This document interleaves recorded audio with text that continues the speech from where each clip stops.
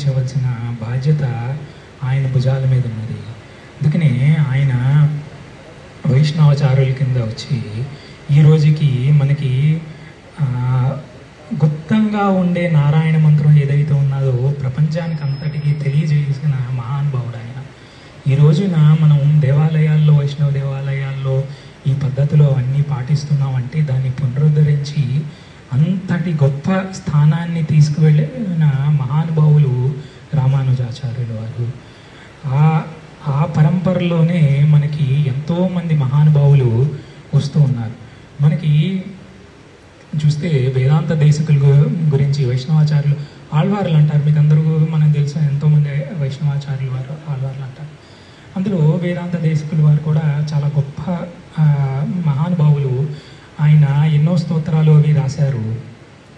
ఆయన గురించి చెప్తూ మనకి శృంగేరి శంకర మఠాన్ని అధిష్ఠించిన విద్యారణ్యుల వారు ఉన్నారు.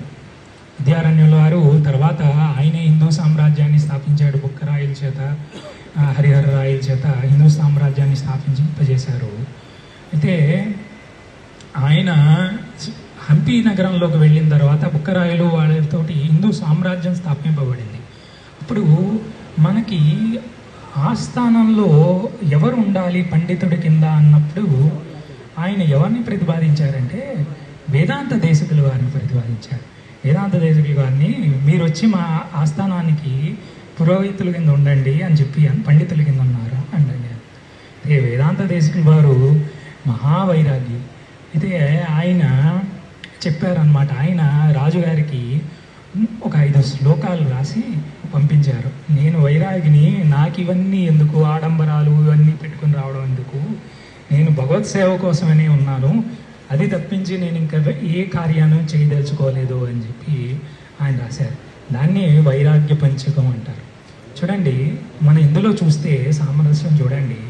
విద్యారణ్యుల వారు శంకర పీఠాలకి అధిష్ఠించిన మహానుభావులు. ఆయన ప్రతిపాదించింది ఎవరంటే వైష్ణవాచార్యులను ప్రతిపాదించారు. వాళ్ళకి కులగురు